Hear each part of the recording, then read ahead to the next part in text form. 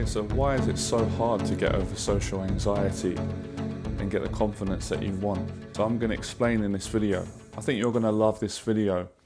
It's not just going to explain why it's so hard, it's going to explain how to overcome it. So make sure you hit that subscribe button if you're new to the channel. I appreciate all the support, all the consistent support. So the reason why it's so hard is because it's so taxing mentally and emotionally. I would say both, but more emotionally. So a lot of people who don't have this problem and who haven't really challenged themselves and faced lots of fears in their life will never understand it. They'll just come from their own human judgment, their own understanding, which is going to be very limited. Those of you that have already done this, I don't even need to explain myself. You know the answer because you've done it. But for those of you that want to do it, that haven't done it, or maybe you've tried a bit and failed, stay on this video. Obviously everyone can stay on this video. This is a good perspective. I'm looking forward to my talk as well, because it's the first time I'm doing this aloud. It's like when I'm teaching and sharing this, it's going to be educational for me, because I'm going to be saying and sharing things that I've been experiencing consistently with my own journey, with helping others, the past, present, and of recent. So first thing that comes to mind is social anxiety is so hard to overcome because of self-sabotaging. Because part of the anxiety, whatever part, it doesn't really matter what part, but there's a part of it that is trying to stop you. There's a part of it that wants to keep you the way you are and how you are. So if you said, yeah, I'm going to go to Johnny Berba's Fearless event next week, you're going to have the sabotaging part of you that's going to say, oh, don't go. And I'm not going to enjoy it, or it won't be good, or I'm going to be anxious, I don't want to go there, it's going to be awkward. And if you listen to that self-sabotaging and you don't go, then you're not going to get over your social anxiety. So that's why it's hard. There's much more. That's just some of the basics. That's the hard part. You're battling all the time. You're battling to make that decision. Should I go to that event? Should I not? Should I go and meet new people? Should I not? Should I leave my... And that's exhausting. You know, try arguing with someone else and see how tiring that is. But try arguing with yourself. When you've got two of you with conflicting feelings and ideas, and you've got another part of you that knows I'm telling you good advice, you know it's the truth, you know it in your own heart, you know you should come, you know that will do you the world of good. But you're battling with the other part that's saying it's not a good idea. So you're saying it is a good idea, it's not a good idea, it is a good idea, it's not a good idea. It's going to be awkward, no, I can handle it, no, you can't. So when you've got that going on, it's tough, it's taxing, it's tiring. And it makes some days you feel exhausted. I feel exhausted, and then you think, I can't do this, I can't go through this, my mind and my body can only take so much. But the real truth is, most people, if not all, you can go through it, because look at what you've been so far. Even just living life is challenging for everyone. So when we say things like, I'm going to sabotage it because I just can't do this no more, what other choice have you got? You're still going to have to continue doing life, living life. So in that way, that's a positive to make you go, Johnny's right, I've got to keep moving forward. So that's one of the reasons. Another reason is what it brings up. You know, when you start going out and socializing with different people, different personalities, obviously you're going to meet people that you like, you're going to meet people that you don't. And that's challenging. And things are going to remind you of things in the past that we all got things in the past that we don't want to think about, that don't make us feel good. But obviously there's an opposing truth. You're going to have great experiences, and they're going to not remind you of the past. They're going to remind you of enjoying your life now and building a better future. So there's pros and cons like anything, but it takes a lot of courage to keep doing it. And listen to this one. This is a really challenging one. This is so advanced. I bet none of you have come to this yet. Hopefully you have, right? I'm not trying to be a smart ass, but listen to this. You face your social anxiety on a certain day and it goes really well. Some of you might have come to my event, and I'm pleased if you did, you had a great time, or you might have worked with me in the past, or whenever, or you went on a date with a girl, or you saw a friend or a friend, whatever social situation, it went so well. You wasn't awkward. And you had a great connection with that person or that group of people and yourself, and you come away and you think, yes, I've done it, I've got over the anxiety, I don't have this problem anymore. And then you go, I don't need to go to an event now. I don't need to go to a business meeting. I don't need to, you know, go on another date because I'm already confident. And that is not true. And then what ends up happening is somewhere down the line, because you've got complacent, because you've had some success, you're going to fall again. Life's gonna happen again. And then you're going to feel bad about yourself. And then it's like, oh, I've got to go through all this again. So that's the conversation that's dangerous. The conversation of social anxiety is like, oh, I've got to go through all this again. I've got to meet, I met somebody yesterday. So if it goes good, there's a possibility the self-sabotaging will come and try and, it would try and interfere with your progress. And if it goes bad and you start feeling bad about yourself, then that can make you quit. So there's a lot of reasons. I've just named some of them. But like I said, you know, and things like getting awkward, it's going to happen. It happens to everyone. It's happened to me hundreds of times, where you get awkward in a social situation, then you feel a bit ashamed and a bit embarrassed about it.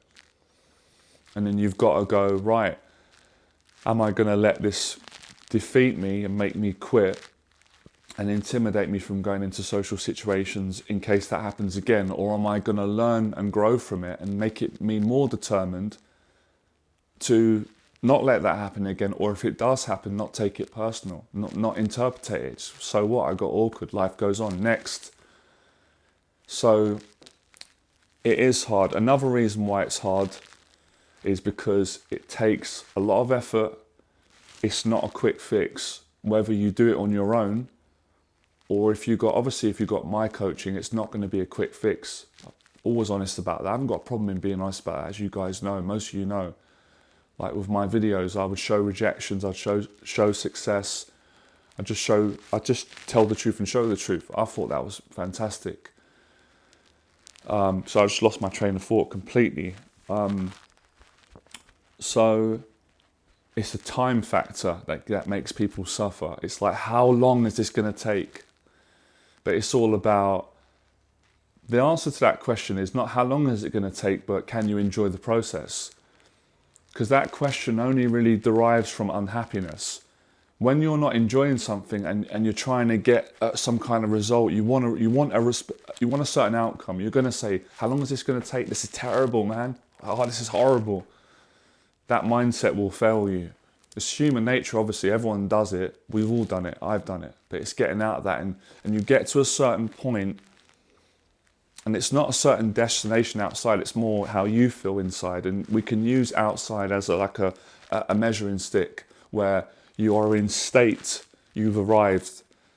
No one's perfect, but you're brilliant, good enough, you're confident, you've got loads of momentum, and you're enjoying it. And now you don't want it to end. When you're enjoying something, when you're enjoying getting over your social anxiety, you don't want the challenges to end, because there's so much joy in it. And thank God, I'm not saying 100% of the time, but most of the time I'm able to create that experience for clients on my 6 weeks program. And all my programs, online programs, in person, fearless event, I'm able to do that. I'm able to create that for them, and that keeps people going. But obviously, to get to that point, I'm not going to lie, you got to work through some darkness and a lot of discomfort. And some people are not willing to do that. But for those of you that are 100% committed and willing, you're going to get there, despite it being hard. And I'm going to use the sparring analogy. When I first got into boxing, my dream was, at least to begin with, I just wanted to fight. I wanted to see if I could do it. And I had a real bad fear of it. I got bullied growing up for years. And then because I got bullied, I started to stand up for myself. And I had a lot of street fights. So I'm not being big-headed or showing off. You know, people come online, they say, I'm just telling you facts because of being a scared victim to begin with. So, I got good at fighting with my fist on the street, because I had to stand up to people that were mean, bullies and stuff. But boxing was different. I've never done that situation where you're in and there's rules, you know. It's different to on the street. There's some similarities if you're having a fist fight on the street, because partially it's boxing, but then that can change to wrestling. People can use weapons, people can join in gangs and stuff. So the sparring was so hard for me. Mentally, I was terrified. Emotionally, I thought I was going to suffocate and die and have a like a heart attack from the panic, because my body wasn't used to that situation. And when I finished and got out, I remember thinking, "Thank F for that. I'm never doing that again. I can't do it. It's too stressful. I've got out alive." But of course, 2 days later, once I've calmed down, I want the excitement. So I want to do it again because it made me feel great after. Although it was such a challenging thing to go through mentally, emotionally, psychologically, spiritually. Once it came out and I calmed down and my emotions calmed down and the pain, the headaches and the jaw aches and a busted nose.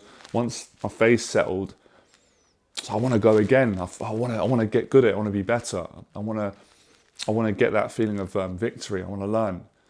And also the connection that you have with the person you spar with is always unique. It's a strange thing. No one understands it unless you've done it. You meet someone, you don't know them, they want to punch your head in, you want to punch their head in.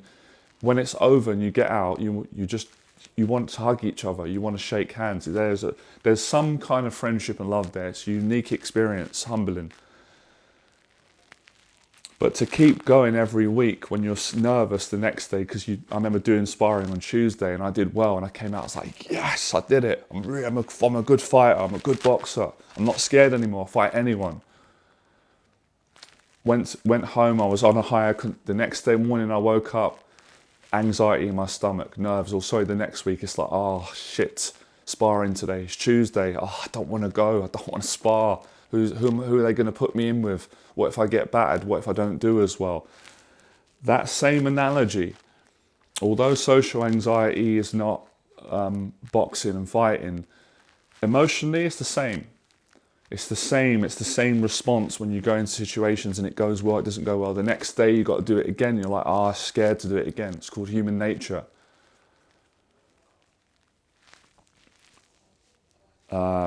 So that's why it's hard. But I would say what's harder is to stay where you are and not to go out and keep facing it. And you've got to keep doing it. That's what I mean. And even when you get it, you got to keep going. You got to maintain it. I remember getting to the level where hundreds of talks, built a successful business, lovely girlfriend, friends, abundant amount of clients, money, some fame, all of it I had. And I remember thinking, wow, I still had to take action. I still had to keep going, because if you get complacent and think, I've got it now, and you stop practicing and socializing, guess what happens? It comes back. And that's what happened to me. I went from where I just said, right back down to rock bottom again, of not being able to socialize. Obviously, that was also due to a mental breakdown. And I had to work all the way back again, climb all the way from the bottom and climb. And I'm climbing back up now. And I'm here to teach, continue teaching, inspiring. So that's why it's hard, you know. And you've got to face yourself, and you've got to practice being authentic. Because if you're not authentic with people, you won't get over the anxiety. That's a big part of it, by the way. It's not just talk to people and just say anything that comes out. That will give you a little bit. I'm not going to completely outrule that. That's better than nothing. But that's not where it ends. That's not where you really heal your crap that we all have from the past and get on better with people. You got to talk the way I've been talking, same way in person as I do on my videos. This ain't easy for me even today doing this video. I mean, I could say it is easy on one level because I'm confident. I've been doing this for years and I know what I'm talking about and I have the self-esteem. But mentally and emotionally, this video is almost, when this finishes now, I'm going to feel exhausted. I feel tired now and I'm going to go gym, but I can recover with my nutrition, training and my experience. But nonetheless, it's not easy. So it's not easy for all of us. But we can't quit. We can't quit, because if we quit, then we're going to lose out on so much. Can't find the right word, but we're going to lose out on so much things in our life, and you'll be losing out. We must all help one another to get through this together. We can. I've done it. Lots of you have done it. I've helped you to do it. People have helped me to do it. Let's do it again. Obviously, after what we've all been through. So you need motivation, you need goals, you need determination, you need a mentor, and you need a will to win, because it is a hard thing. It is hard because it requires a lot of ongoing therapy, action taken, social skills, communicating. You've got to work. You're going to be up and down. You have good days, and you're going to be up here feeling great about yourself, top of the world. Then you're going to have terrible days and feel terrible about yourself. But a warrior, a champion, can keep going despite good, bad, and then you're going to have your own self-sabotaging mechanisms, habits, emotions, thought patterns trying to come in and disturb you from doing good and moving forward. And that's where my coaching comes in, to interfere with that negative conversation that my clients have and that negative pattern, to aside that and keep moving forward.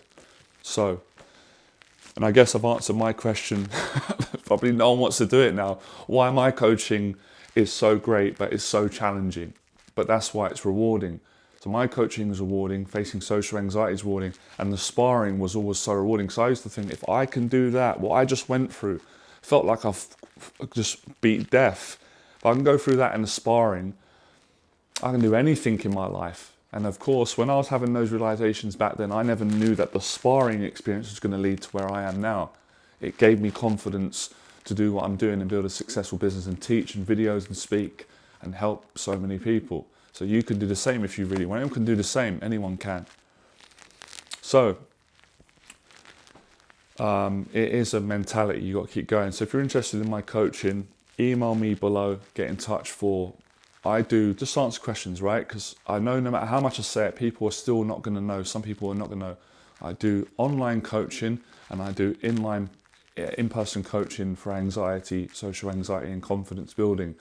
We'll have a conversation and find out what one would be appropriate for you and if I can work with you or not. Like I said, just to remind you, just to not waste your time or mine, my coaching is expensive, because the knowledge and the value and the teachings and the social skills that I teach you are not cheap either. They're very expensive skills that will help you to change your life and to help you to make more money. So if you haven't got the investment, don't apply, don't waste my time. Stick to the free videos, which are free for you, but they're not free for me. I have to spend hundreds of pounds out of my own pocket to fund and facilitate these free videos for people who can't afford coaching at this moment in time, or can't do it. And for everyone else as well, even people that have paid for my coaching, they're still going to get these free videos and get the great wisdom. And I appreciate all the support, right? So I look forward to working with more of you in the future. And like I said, when you get in touch, I'll get back to you in 48 hours. The initial call we have is free, but that's only on the basis that you are really considering doing the coaching. On that call, I've got to decide if I can work with you. I don't do what some coaches do. They just work with anyone and anyone to get the money. I don't do that. I'm past that. That's a mistake that a lot of people make, and that's their choice. I only work with people that I like, and I'm certain that I can work with, and they've got the right attitude. So I do turn people away. It's not personal. Don't take it personal. People turn me away as well.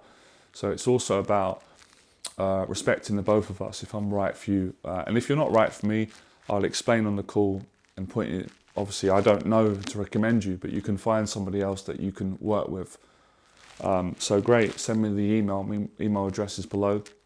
We'll arrange the 30-minute Zoom call and then find out if I can work with you, if I can help you, and then we'll go from there. I'll tell you the prices, logistics, and so forth. Appreciate all the support. Like, share, subscribe, and remember, become fearless.